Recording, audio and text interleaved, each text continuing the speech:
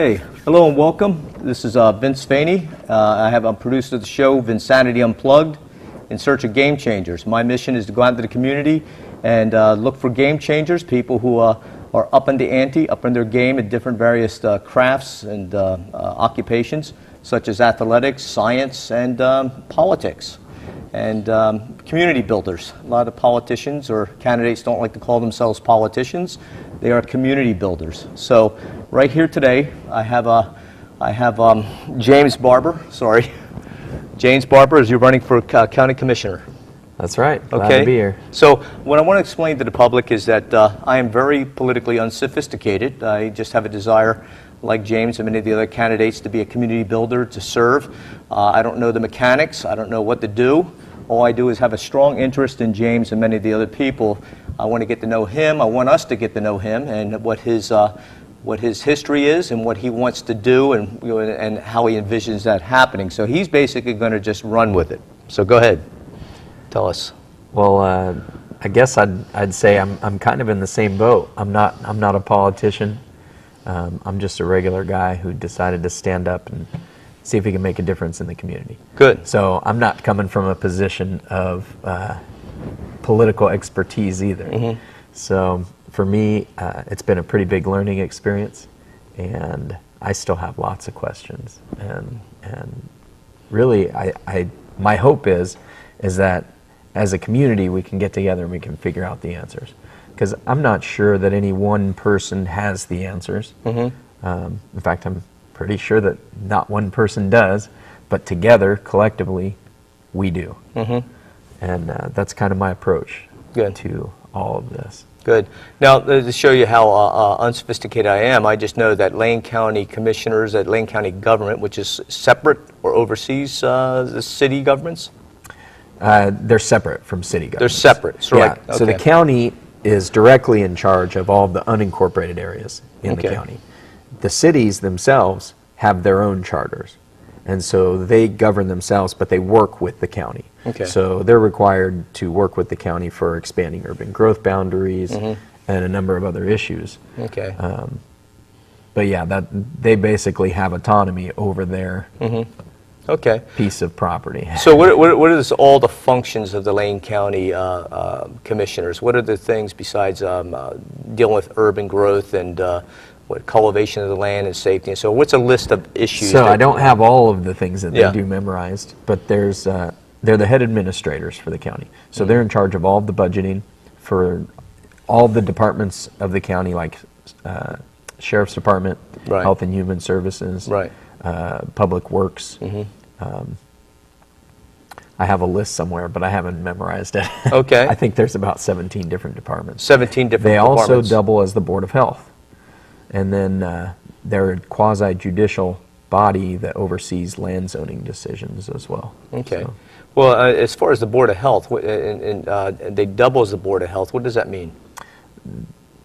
I don't know exactly what they do as the Board of Health, but they're in, I think their purview, actually that's a good thing, I need to look up what their mission is as the Board of Health. But my assumption is that they're there to oversee the health of the county, the people within the county. Okay. And so just recently they enacted county-wide that you can't buy cigarettes unless you're over 21. Okay. So that's something that they did as the Board of Health. Oh, okay, cool. Yeah. All right. So, and then they deal with what the watersheds, or what else do they deal with? Yeah. I mean, everything in the county. Watersheds are definitely a part of the county. Okay. This is one of those things where I don't know exactly how deep they get into those things other than making the overall decisions, but there's a number of committees that they're also part of. Okay. And so, like working on the McKenzie Watershed Council and the committees that oversee the watersheds, there's usually a commissioner assigned to those. Okay. So they know what's going on in these areas, even though they're not directly doing all this work. Right. You know, there's people doing this work. There's committees in charge of making sure that things are working for the people. Okay. And they're part of that. Okay. So what first got you interested in getting into this office? I mean, you haven't had, since early childhood, had you had aspirations of being a politician or a candidate, or what, No, what were your earliest aspirations to be? Actually, I always thought I was an introvert. Okay. You know, most of my life I identified as an introvert. I didn't go out. I never went out to parties. I didn't really socialize. I didn't go to bars. I just kind of stayed at home and read books. Okay. Yeah. And I did that for most of my life, except when I'm out working, of course. But yeah. But my personal time was spent learning, reading, and it wasn't until 2014, 2015, when I really started to get engaged politically and pay attention. Really due to social media. Okay. Okay. You know, I think social media, it took me a few years to kind of, for it to kind of get on my radar. Now, I had a small business for 13 years also, which, you know, took all of my time. And I was starting a family. So what sort of business was that? Pressure washing and window cleaning. Okay, so you were working, what, 18 hours a day, or a lot of time, picking up accounts and so forth, and... Yeah. I mean, you're always working. If you're a small business owner, there's no time off. Right, you're always thinking or doing something. Right. So, number of hours, who knows how many, but a lot. A lot, okay. And then, of course, raising a family. So, I've got 3 kids. Okay, yeah. 10, 11, and 14-year-old now. But, wow. But back then, they were a lot younger. Yeah, so, yeah. You don't even look old enough to have one. So, from there... I moved into real estate. And when I had that transition between pressure washing and window cleaning, business owner and a realtor, I took about a year off. And it was during that time that I really started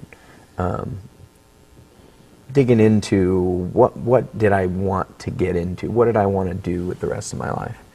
I didn't figure that out in that year. Okay. But I did start to pay attention to a lot more things, and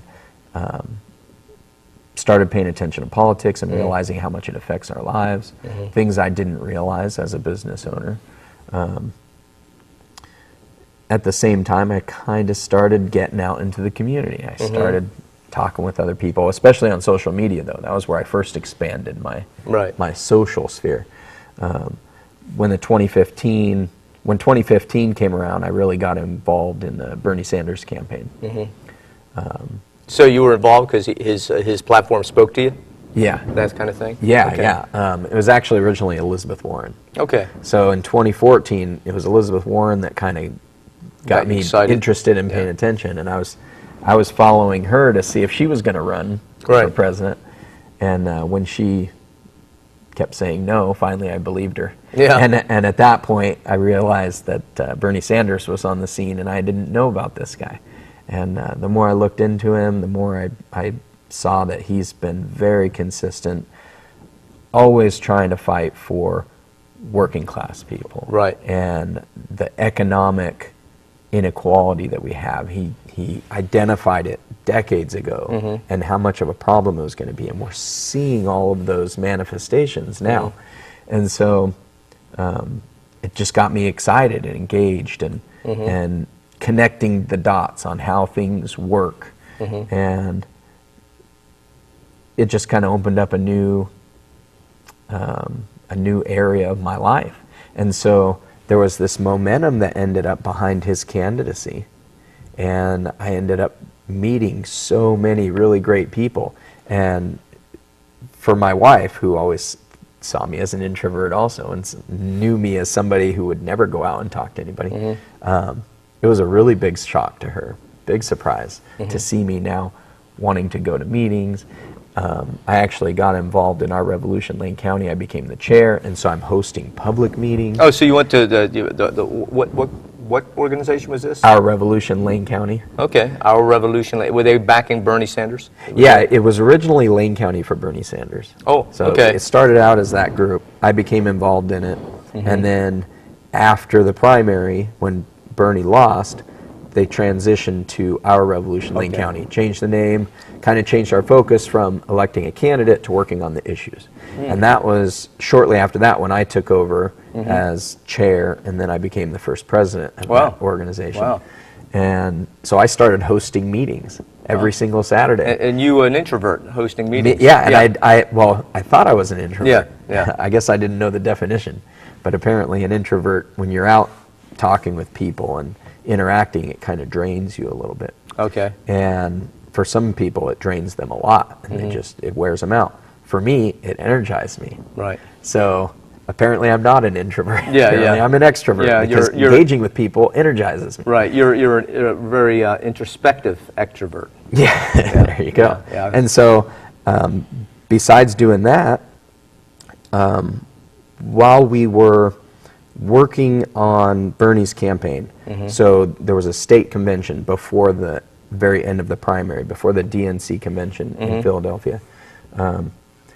I went to the state convention. I was a delegate for him up there. You went all the way to Philadelphia? I did go to Philadelphia, but here in the state, I was a state delegate for Bernie, and I met just so many great people all around the state that are working on the issues that we care about. And I was like, why is this the first time that we're meeting? That's not right. We should have been building these relationships a long time ago. Right. So I ended up going to Philadelphia, not as a national delegate, but as a guest of one of the national delegates. Okay, now this is where my unsophisticated, this is where you're going to educate me. Okay. Not exactly sure what a delegate is or the role they represent. So you're a delegate. That means you're an ambassador for Bernie Sanders from this state or this area, or what? Yeah, you basically represent voters. So the delegates go to the Democratic National Convention in order to cast a vote for Bernie as the candidate to win the primary. So ultimately, whoever wins the primary is whoever gets the most votes at the DNC convention. So is this like, okay, how many delegates for Bernie Sanders went there, would you say? Oh, I think he ended up with like 1,600. 1,600 delegates, and these are people, like you have several delegates for Bernie Sanders in Oregon. Yeah, it might have been 1,900. So I don't remember that. Just for my education. Here in Oregon, there was 40. I think we ended up with 40 some odd delegates. Okay, so what I want to know, and some people would wonder, is is it equal? Like, do Republicans have 40 delegates and Democrats have 40 delegates in Oregon? These are just primaries, so it's up to the parties. They get to decide how many delegates each state has. Okay, and so the Democrats Okay. actually award more delegates to states that went for the president in the last presidential election. So if a Democratic president won that state, the Democrats award that state some bonus delegates. Okay. So each state, you get the number of delegates based on how many elected officials you have that are Democrats. Oh, so it's predetermined how many potential delegates you can have. Okay. Yeah. For any given party? Or for any given well, the parties decide. Okay, but it's within the parties to decide how so then let's say Democrat, right? That's Bernie, Democrat.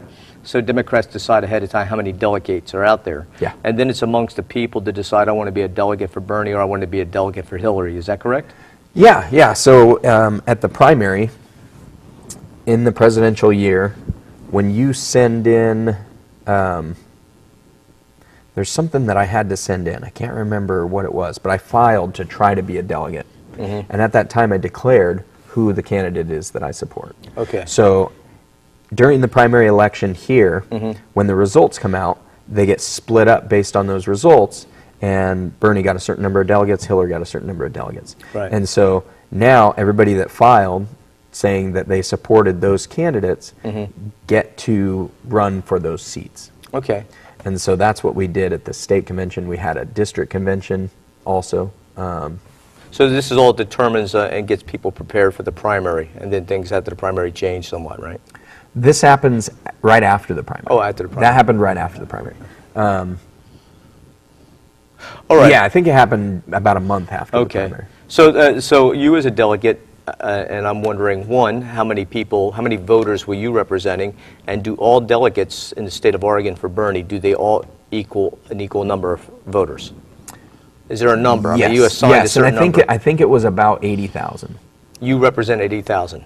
Right. When you go and say, I'm a delegate, 80,000 people are behind me voting for Bernie. Yeah. and then this other person who's delegating for Hillary saying 80,000 is behind me for Hillary, and then this other person from some other area of the state is saying, I got Bernie, 80,000 people behind me. Is that how it That's works? ultimately how it breaks down. I think 80,000 was the number they told us. These are things most of us, I'm sad to say, being over 60, Right. I'm not sure that No, and you wouldn't unless you were intimately involved in a political party. Right. That's what it takes to get to those points and figure it out. So it was pretty eye-opening for me too, because I'd been an independent my whole life until 2015. Okay. I registered Democrat so that I could vote for Bernie. Okay. And so that I could become a delegate for Bernie if I could. So I took you off the issue that I think I'm thinking is probably near and dear to your heart, is that you got into all this regardless of being a delegate or whatever, because there were certain issues, many issues, a list of them important to you as a business person, as a human being, and as a community, part of the community, and as a father, right? Yeah. So what are those issues that are important to you that you saw that Bernie inspired you, and are there any different issues, or are any of those issues amplified since Bernie won under? What sort of things interest you? I think the biggest issue for me is healthcare. Okay. When I had my business and I tried to provide healthcare for my employees, it was very expensive. Now, just for me and my family, we were paying $1,500 a month for insurance. Wow. Not for healthcare, just for insurance. Wow. And so we had a big deductible on top of that. Yeah, it was really unaffordable. And the costs were going up 16% a year. Yeah. And so every year when I would have to reaffirm what plan we're going to have for my employees, I would have to require a higher amount of participation from them, and the benefits would have to go down, and the deductibles would go up, just so that we could try to maintain some sense of stability, with the cost. Right. To me, it was... We were on the path to failure, for sure. Right. I What do mean, you mean the we healthcare were- system. Oh, the healthcare. The healthcare Okay. system. It was completely unsustainable. You can't go up 20% a year.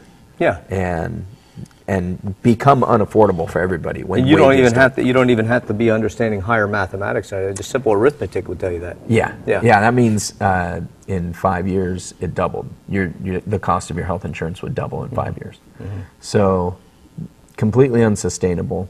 More and more people are going bankrupt every year because of healthcare costs, and medical bankruptcies are still the highest reason for bankruptcies in the country. So healthcare was really, really a big issue. The Affordable Care Act, when that came out, it did a lot of good things. The very first year especially, because everybody was on board. We had enough support to try new things. There were co-ops, healthcare co-ops that came into existence specifically because of the Affordable Care Act. Healthcare co-ops, what does that mean? Yeah, it's just a different type of business model. It's a cooperative, so they have a different type of ownership. It's not based on profits. And so you're talking about the healthcare providers themselves, or the businesses getting into the insurance? So it's the insurance is a co-op. And so what happened is the federal government said, okay, we want you to try all these new business models because we need affordable options out there. People are going to get subsidies. We need you to provide some low-cost options. And at the end of the year, if you end up with some losses, we're going to cover those. We're going to make sure that you can make it to the next year and the year after and the year after. And so we're going to help with that. Okay. And at the end of the year, there were a bunch of losses because there's a lot of expenses when you're starting up a business. And an insurance business, there may be some bad guesses that get made as far as what costs are going to... So you're talking about if the insurance gets some losses, the government's going to help them cover? Yeah, the co-ops. Okay, so... The co-ops, as an insurance company, the co-ops are going to get reimbursed. And more than just the co-ops, there were it was all of the insurance companies. They said, look, offer low-cost insurance, kind of get aggressive. We realize that a lot of new people are going to be getting onto the plans, people that didn't have insurance before. There's going to be some high-risk people. There'll be some people who have a lot of costs that just weren't covered before. Now they're going to be covered. And so if it leads to losses, we will help with that. At the end of the year, the Republican Congress dropped the ball. They didn't drop the ball. They changed their mind. They said, sorry, we changed our mind. We're not going to give you those reimbursements. And they changed their mind after promising? Yeah, and After, so all of those co-ops. so these business models and everything, co-ops, were set up based on a hope and a dream, and a promise would be fulfilled, and that rug was pulled out from underneath them? Yeah, and so they failed. Wow. They went out of business. Wow. So that first year, I became a part of the ACA. You know, I had a platinum plan, which was $1,000 deductible. ACA.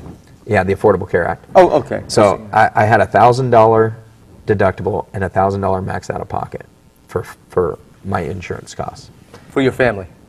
Just for me, because now, when the ACA came into effect, my kids qualified for OHP.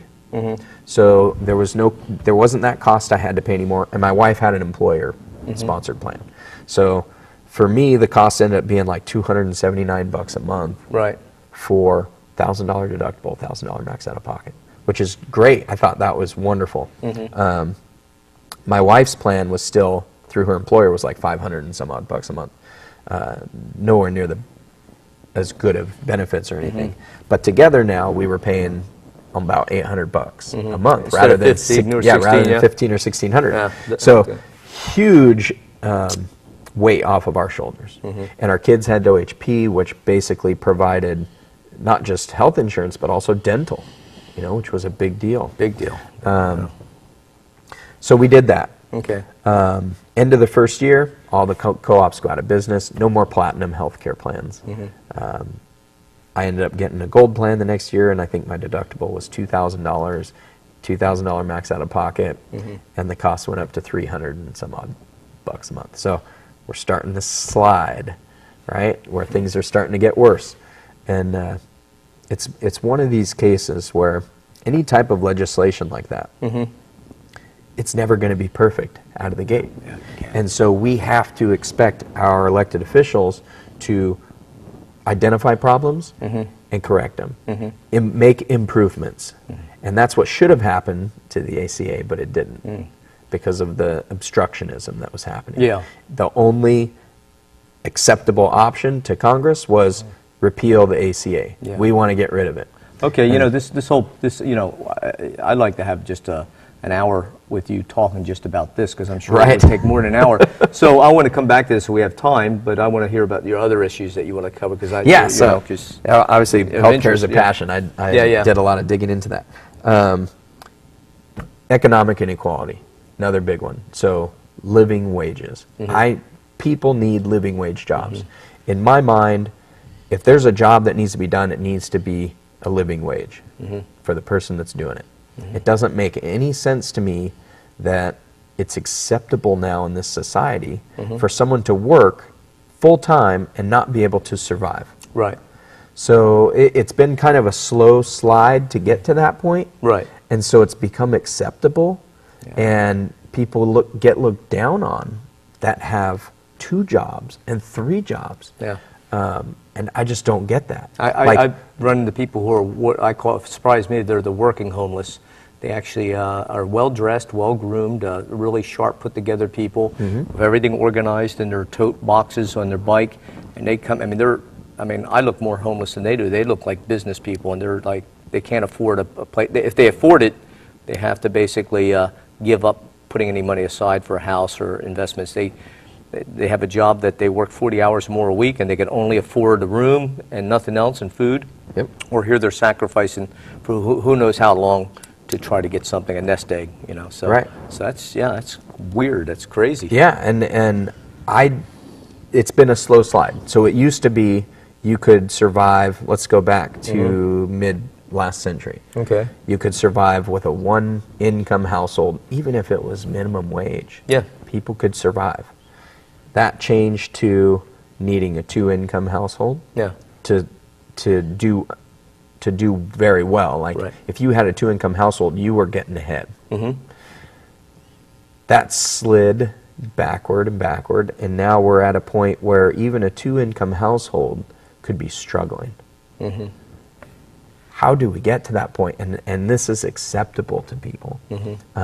Businesses are operating on a business model that says, you know, we can't survive as a business unless you're not making enough money. Unless I pay you this small amount that requires you to work more than one job just to survive. That requires you and your spouse or your whole family to get out and work. And I just don't understand that. Like, something is broken in that system. Something's broken. And so you're talking about inequality, equality of wages or wealth, or? Yeah, both. Okay. Both. I mean, it starts there. We've got CEOs and people that make millions, like 300 or 400 or 500 times what the lowest workers make in their companies. I mean, that's astounding. Yeah. You know, something else, this subject alone is also more than an hour or something we could cover, and I'd like you and I to do it, because, you know, my job today is not to bring in my opinions or too many questions, because you got a list of stuff you need to get through, and I'm anxious to hear it. Right. So we could agree that more people have to find a way to work and be able to afford to live. I mean, regardless of what approach, that has to happen somehow. Somehow, something has to happen. That's right. So we agree that more people need, and I'm agreeing that healthcare is an issue, you know, especially when you have aging parents and stuff. Healthcare is an issue. Having people to make decisions and a society to help provide something for people to survive, you know, and have the dignity to work, to be self-reliant while they're doing that. So, you know, I think almost anybody would agree with that, right? I mean, it's a question how to do it, and that's something that we'll come back to, hopefully. What's your next thing? And that's the challenge, too. How do you do it? Yeah, how do you do it? Because we were talking about almost all of us, whether you're Republicans or Democrats. I feel that's why I'm nonpartisan, by the way, is that, and I don't know, people ask me if I'm conservative or liberal, and I couldn't tell you. It depends on the subject. Oh, you're a liberal. Oh, no, you're a conservative. And you might just identify as progressive. Or I just might be identified as being wrong. There can be progressives from any part of the political spectrum. And so I don't like to be labeled. I just say, well, I don't care what I am or what you label me. Let's just work together and get things done. There you go. So we have those two issues, and again, I noticed that if we a lot of the parties wouldn't get in gridlock and use certain hot button issues to maneuver and keep their position, that if we could focus on the 70 to 90% of the things we agree on that need to be done, it'd be a lot better. Yeah. Okay, and that's what I see you hoping to do, as being, hey, let's just talk and do it. That's right. So what's your next issue that you think actually, here, I'll show you real quick. Good. So this is my flyer that I hand out at all the doors. Okay. And it's got a list of issues right here on the back. So we got affordable housing, public safety, economic opportunity. That's what we're covering here, economic opportunity, affordable housing. How do we do affordable housing? Yeah, let's go through them. So affordable housing is, well, have that and homelessness right below that. Those are tied. They're together. intertwined. They're intertwined. Because a lot of people who are barely affording a house are courting homelessness. That's right. Yeah. That's right. We have a different makeup of homeless today than we used to have. So what used to make up most of our homeless was the mentally ill. So back in the 80s, when we closed all of our mental institutions, we had the mentally ill on the streets. And so people get used to seeing people walking down the street talking to themselves.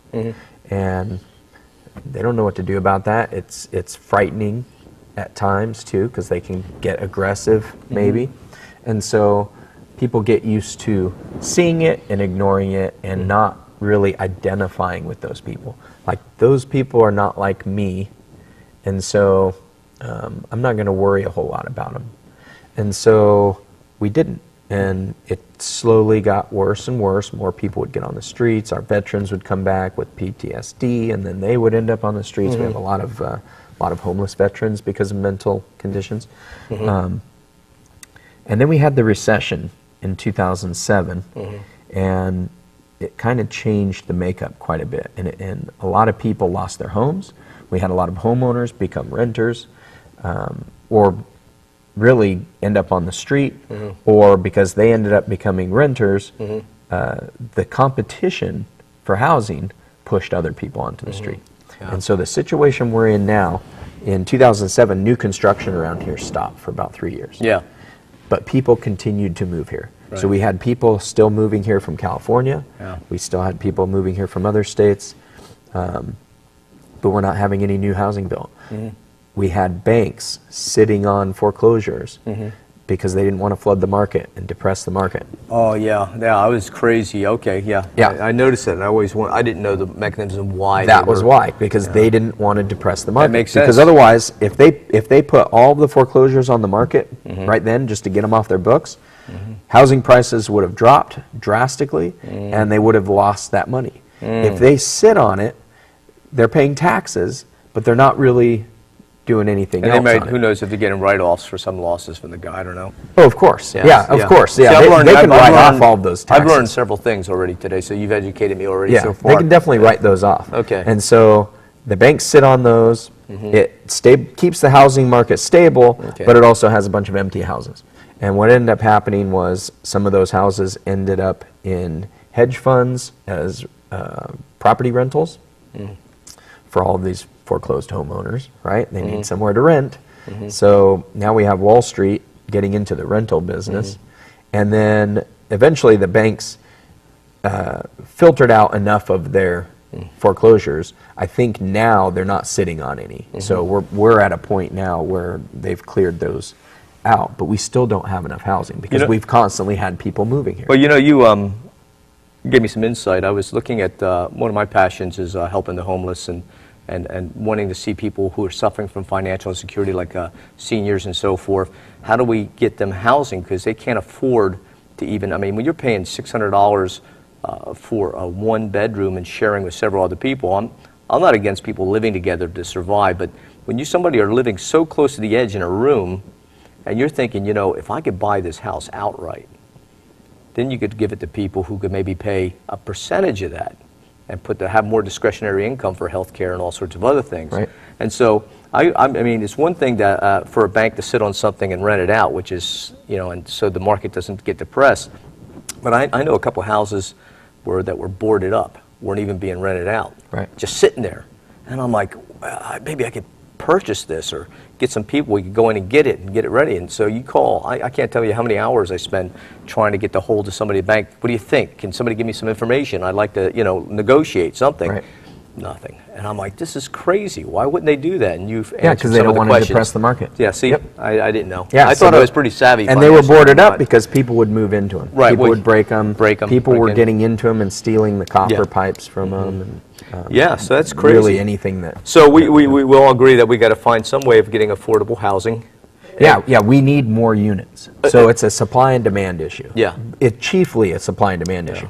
I mean, people need better wages, but it's like I say, it's musical chairs, with the chairs being our housing. We have too many people, not enough chairs. Yeah. So we have too many people and just not enough housing. Limited resources. It doesn't matter if you're making more money because you're not going to be able to compete for the small number of housing units that are available. Yeah, and the thing is, the cost, like I was talking to some guy who's running, I don't know if it's the Opportunity Village or a village like that in Crestwell or Cottage Grove, but he was saying that the cost of building houses is so high, it has to do with materials. It used to be where the wages were equal or more than the cost of the housing. So like if a house cost $100,000, 50, 75,000 that went to wages and so forth, and the rest was materials. Now it seemed to flip-flop. So you got these 200 to 300 square foot houses that cost, like, if everybody volunteers their time and there's no labor cost at all, $20,000, $30,000 for a 300 square foot house. Right. So the issues we got to definitely look at. Material costs always go up. Yeah. Wages have not gone up. Yeah, especially with I think if wages had gone up along with the cost of everything else, maybe there would still be a balance. Right, but then you have also Things would be more expensive. Energy. Part of this materials going up is the declining resources, and energy costs go up, and that's it. It's beyond me. So again, with these conversations I hope to learn more and get a handle on what to do, because I don't. I just have a desire, like you have a desire to get out there and figure out what to do. So we're talking about affordable housing and then homelessness. Yeah, and it's important to understand the mechanisms if we want to understand how to target solving the problems. And so the reason those two are tied is because we're in a situation now, because of the lack of units at all levels of income, we have middle income folks that are buying low income housing. and low-income folks are buying or renting very low-income housing, which is pushing very low-income folks either onto the street or into a situation where they're paying more than 50% of their income in rent.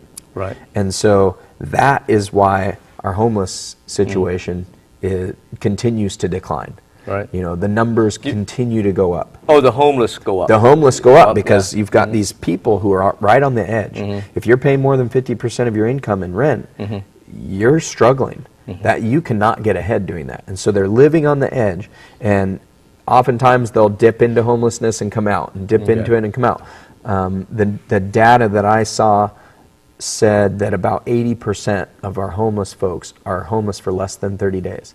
So those are the folks that are going in and out. Wow. They're the ones that go and stay in their cars for periods of time, or they sleep in an RV, or they're tent camping for short periods, or couch surfing at friends' houses.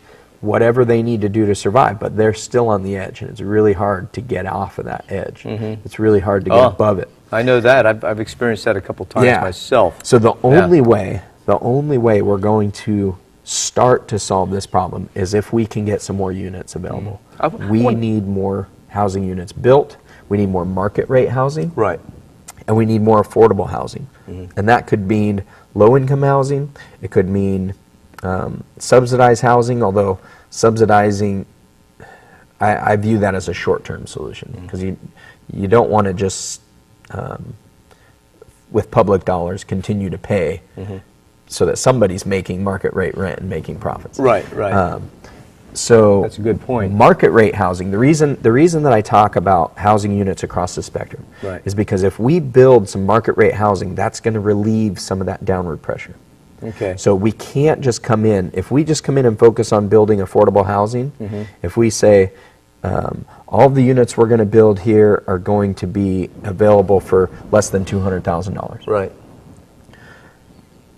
The people with the money are going to be buying those houses. Yeah. The people with the good credit are going to be buying those houses. Right. That's what's going to happen. Right. So if we need to give the folks that can afford it an option that is within their income range. So they're not taking housing that's being built for people in a lower income range. You know, I that sounds good to me. I just have one question, because again, this is not trying to take you to task. This is more like I'm confused. Bring so, it. my understanding, my unsophisticated understanding, and here's the thing: I used to have a lot of rentals. And I was just close to being a millionaire before I ran into some employment problems. Right. Okay. So. And it's not because, to me, it's not rocket science. You buy low, you see that you could have, take out a dining room that you don't need, make an extra bedroom. It's worth more rent. You get more rent. So, and this is back before there was a housing shortage or anything like that. So even then, I understand the basic mechanisms of buying, investing, charging rent, having, making sure you cover costs. But I don't understand the more sophisticated things that go on, like with the housing loans. Like, it's my understanding that someone said, you can confirm or deny this, that a lot of the problems that we had during the economic, the real estate bubble and then the crash had to do with making credit or loans too easy for people who didn't qualify. I don't know anything about that. What do you know? Yeah, they were called, what did they call them? Stated income loans.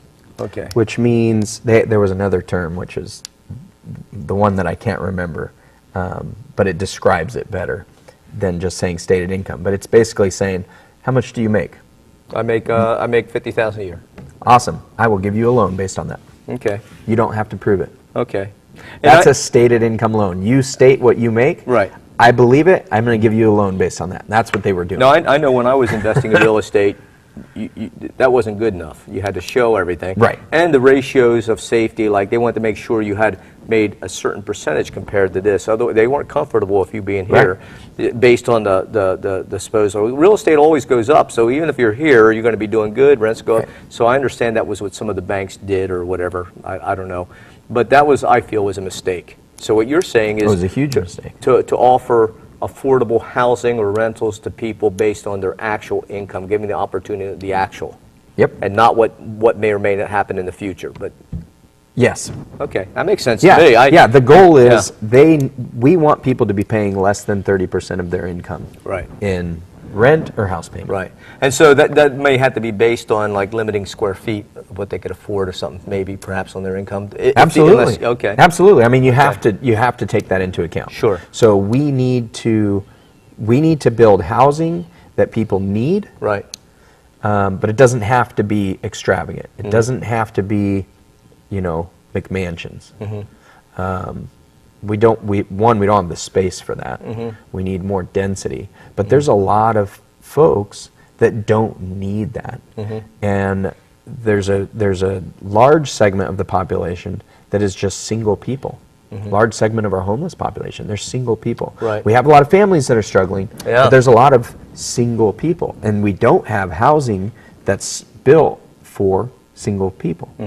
And so I would like to see, that's one of the areas that our tiny homes are targeting. The tiny homes that are getting built in the area. What I think would be helpful is if we had what's called micro apartments. It takes a lot more initial investment to build a big building like that, but you can have a lot more units available. So the tiny homes that are being built are like 18 units. Okay. Micro apartments could handle hundreds. Okay. And there's a demand for that. We have a lot of people that need housing for single folks. Right. So I have a question about, and then go on to try something else, another subject or issue that you're interested in, about the homeless people. And I got to state for the record, I've been homeless like 4 times, and with the exception of 1 time or 2 times, they were all errors in judgment. They had nothing to do with drug abuse or being lazy or anything. I made errors in judgment, did not save enough money to prepare for a bad time when it came, and that left me out there hanging. The last time, I was a person who was had the weird distinction of owning property, a couple properties, and could not afford to even rent a room in my own house. I'll have a room. So I had to rent it out. Yeah, I had overhead, and I had bills, and I had all this stuff. So I found myself living in a truck that didn't work that well, looking all over the state for work. So obviously I'm not lazy, just circumstances could come up. So homeless with property, kind of a weird thing. But a lot of people like to say when people become homeless, it's because they made that choice, or because they made bad choice and they were lazy and they were doing this. And I would say there's oftentimes it's to no fault of their own. It's just a weird victim of circumstances because they don't know the political, financial terrain that you and I are learning. Right. And then they don't have a network of people around them who are, despite their compassion, may just be unable or unknowing how to help each other. And so that's what I'd like to also emphasize. But that said, I have some friends, I get in some pretty heated debates with them. I get angry with them sometimes because they say, oh, most of the homeless are young single guys who are just smoking dope and drinking, and they're lazy, and they're sucking all the resources and everything, and they're still wasting it all. And I'm like, I don't believe that, for one. Right. And I don't know, what's your feeling on that? Good question. So I think that there's people who are on the edge and they dip in and out of homelessness, and they struggle to stay out of it, and they fight as hard as they can to not be homeless. Right. And then there's at some point that struggle might become too much, and they give in to it. Yeah. And it ultimately, I don't think anybody wants to be homeless. I think that there's a lot of people who view that as an easier option than an alternative. Then whatever they know of is the alternative. So to them, maybe the alternative is, I've got to go live in this abusive household. And they would rather live on the street than do that. Right.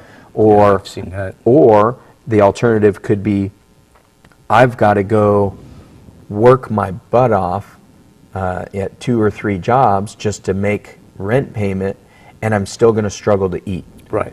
That's not worth it. I would rather just give up. And I mean, we talk about, we see the drugs that happen on the street, and, working folks wonder, how can they even afford that? How can they do that? Why aren't they, trying to get out of that situation? And so it becomes it becomes another one of those areas where they have a hard time identifying as those people.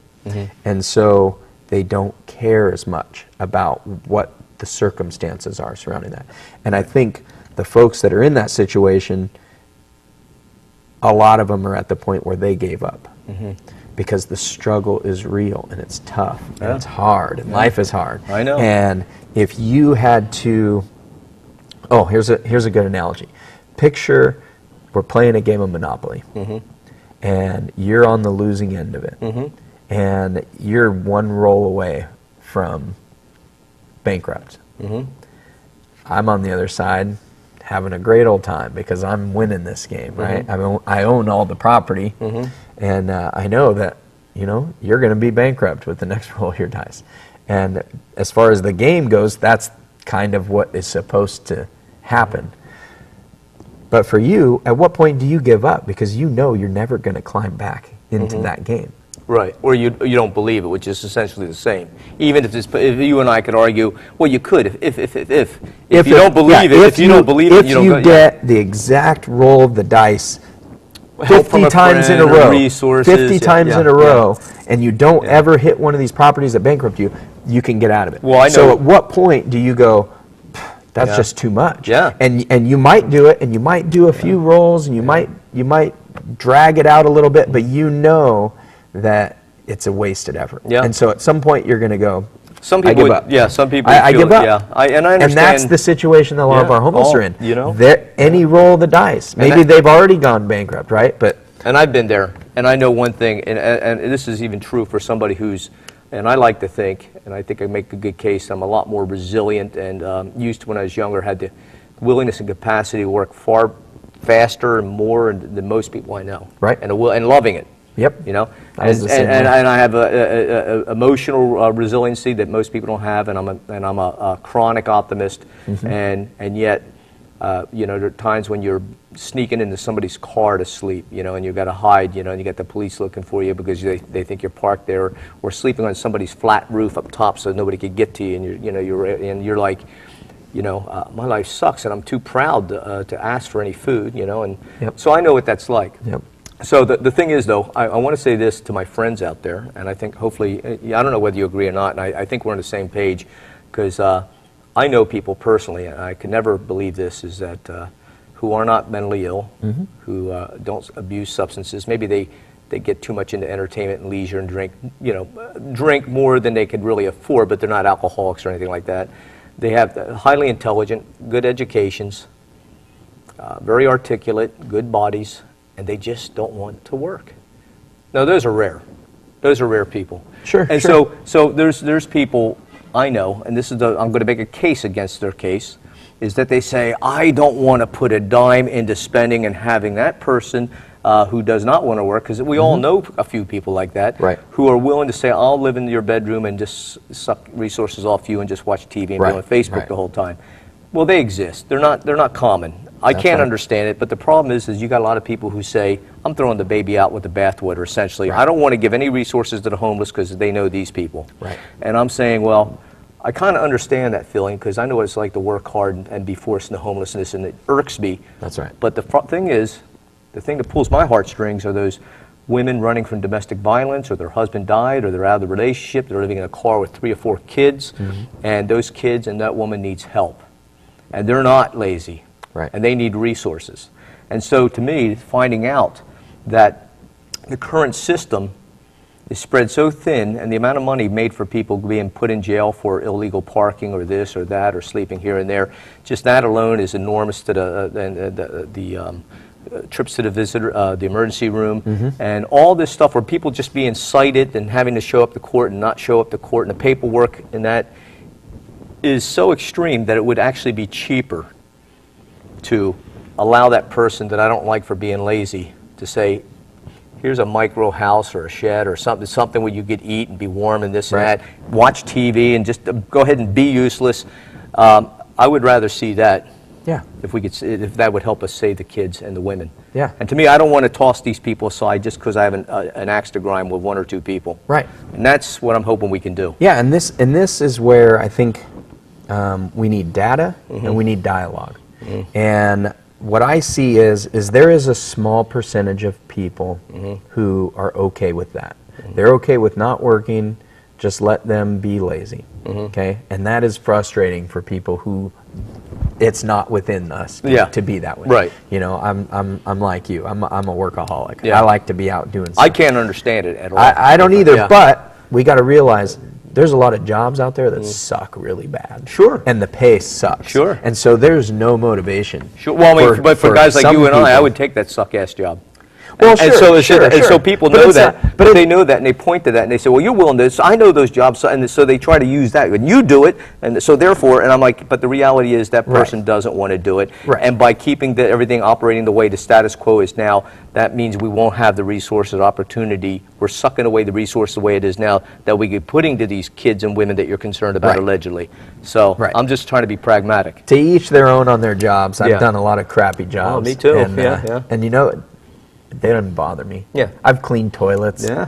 That doesn't bother me at all. Yeah, you tree know? plant and work on shrimp boats and pick tobacco and, you know, Yeah. roofing and all that stuff. Yeah, so to each their own. Yeah. You know, some people wouldn't want to touch a toilet. Yeah. But, you know, that's fine. Yeah. It doesn't bother me a bit.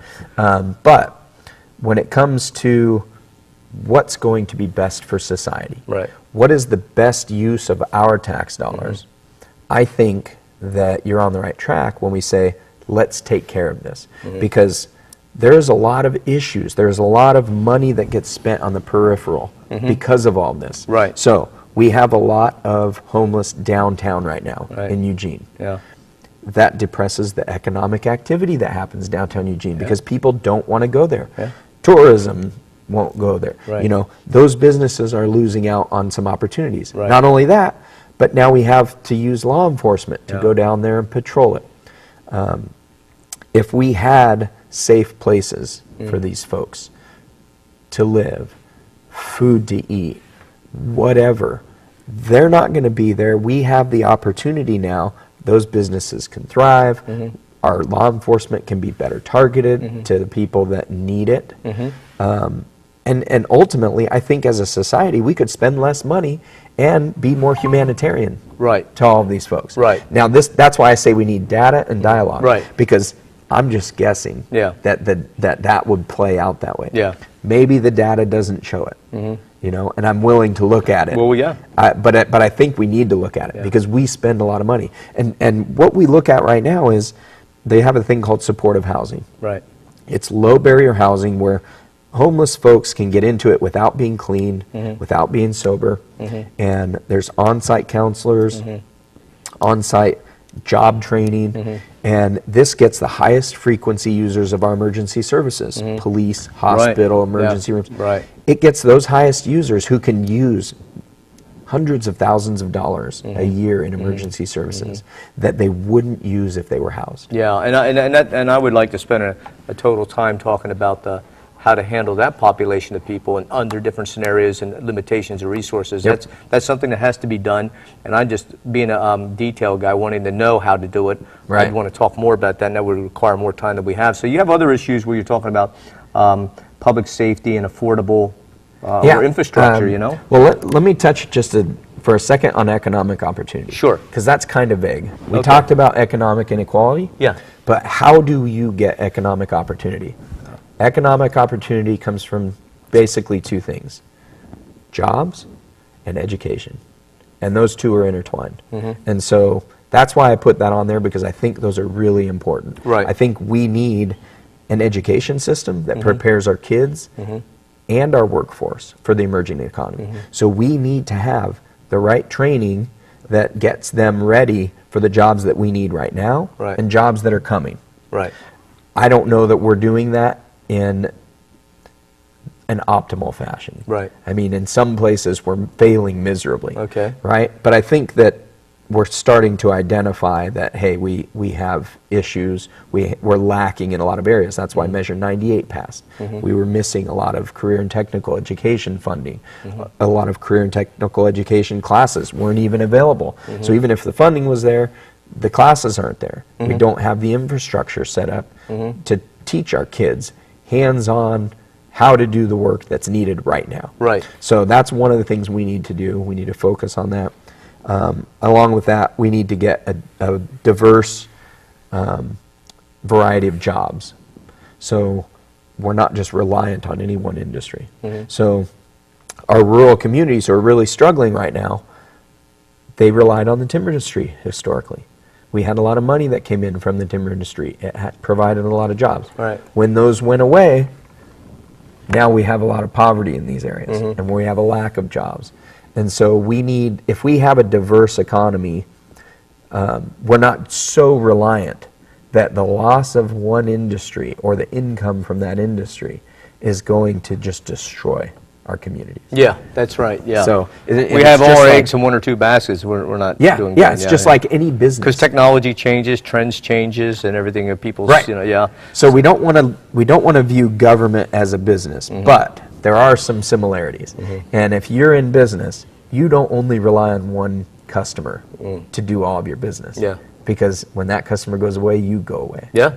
You have to diversify. And it's the same thing with the types of jobs we have. And again, that is another hour or so of just Yeah, that's right. That's right. Each of these things. Oh, yeah, we could go into it. Yeah, this is why it doesn't work out well for me to go and answer 1 minute answers. No. to questions. No, and, I just forms. was hoping that we'd talk more than just a minute or two on each. Oh, yeah. To It's been great. show one, what you want to do, the Absolutely. reality of the situation, and give a little bit broader outline of what's the problem is, instead of, it's like some people say, I want to help homelessness, I want to do this, I want to do that. So you've explained it in detail of what we're facing and touched upon what things that may need, the direction we may need to go. Now the whole thing is like, okay, next time, let's pick this one subject, let's talk about it, and then I'm not going to disagree with you. Mainly, some people might think I'm going to take you to task, or somebody, the other candidates to task, because it's mainly like, okay, now, I want to know how guy too. You know, it's like we had this vision.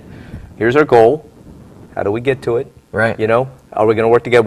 We agree we got the same goal. Are we going to work in unison, or do we take a multi-prong approach, and then also in what sequence, and then get down to the little details, because the demon's in the details. What do we do here and here and here? Yeah. And that requires a lot of open communications. You say what you're big on is like, we need to communicate this stuff. Look at the data. Let's communicate, and let's figure out how we have to delegate or prioritize. Because how we get to these things, how we solve these issues, we got to figure that out still. Like I have ideas, but I'm not a dictator. Yeah. I'm going to be one of 5 commissioners if I win this seat.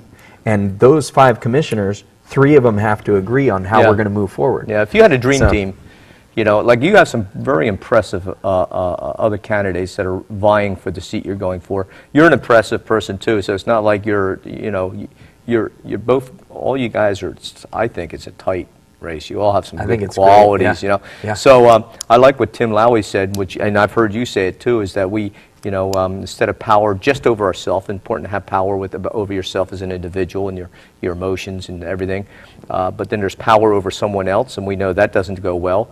The power with others. That's right. To work and communicate, and so that's resonates with me. I think we might have time just to cover infrastructure real quick. Yeah. So infrastructure is. There's a lot that can go under that, and we'll need to set aside time for that. But a few things to touch on: roads and bridges. Lane County has 415 bridges, and we do not have a good maintenance plan for them.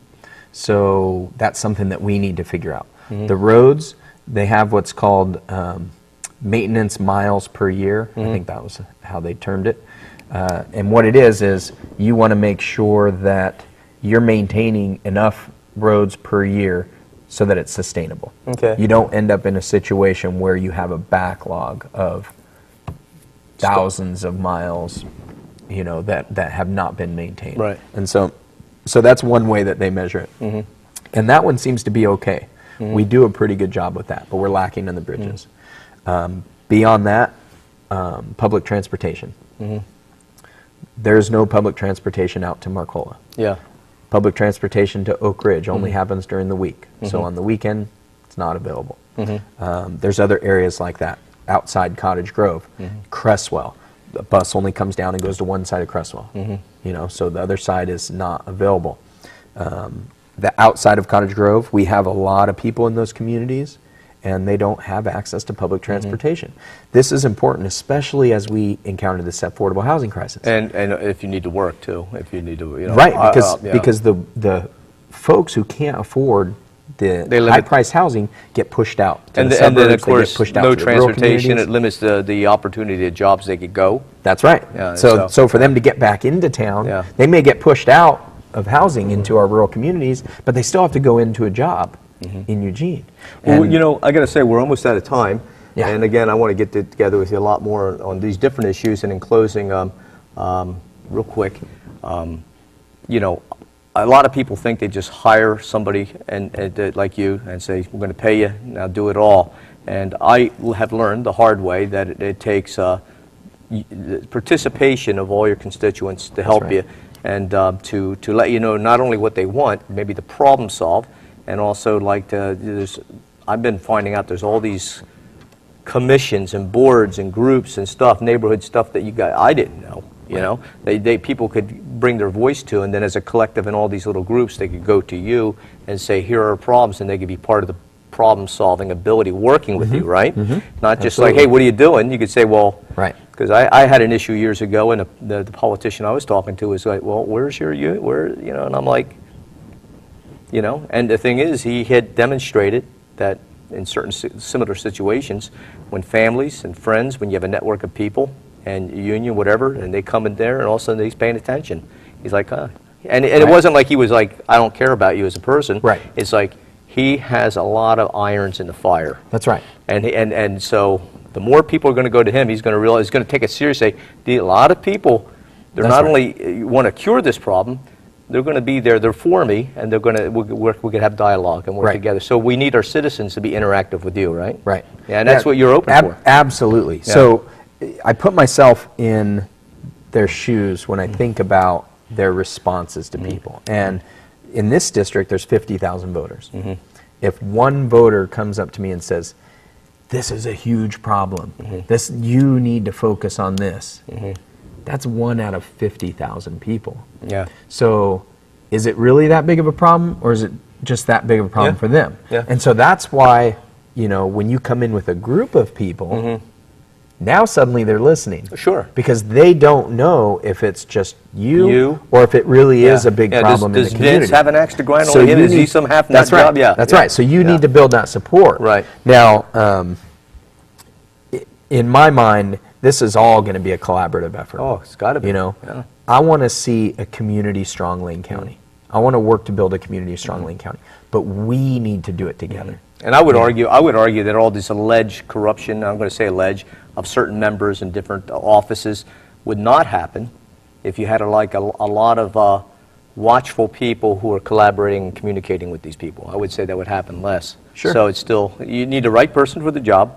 You need people to come to you and communicate. So in closing, I want to say that hopefully at another time, I'd like to talk about why all this infrastructure and all this rebuilding and engineering a better society happens, that we could help offer what I call guerrilla economics, guerrilla tactics for us as citizens to help each other survive and then collaborate and then come to you guys for some polishing up and some fine-tuning. Yeah. That's what I'm dreaming. That's community organizing. Yeah, Right there. so, man, it's been great talking to you. I look forward to talking to you again in length on all these subjects, and I'm going to be telling that to all the other candidates. Absolutely. So, who's your dream team on the commission? Thanks. If you had a dream team of working with other people. I would like to see Joe Burney in the Springfield seat. Yeah, very charismatic guy. Very nice, yeah. Sharp. If me and Joe and Pete's still on it. Swanson, He's not up for election. If the three of us were on there, I think we could do a lot of good things. And I like to see not all the same types of thinking on the commission. I think there's value in having balance. Yeah. And in having opposing voices on the commission. Keeps you honest. Keeps you It thinking. gets you out of the bubble. It gets you out of the bubble, and it challenges you to think. That's Yeah, because people assume that somebody who's thinking different than you, they assume that you're a Democrat, that's a Republican, and if they're pro-Democrat, Republicans are evil. Right. And that's not true. Yeah, so I'm not interested in a full Or vice versa. replacement Yeah. of the whole board. Yeah. I think there's value in there. I think some of the folks on there do a good job, and they represent their constituencies real well. Right. And I would like an opportunity to work with them. Yeah, that'd be awesome.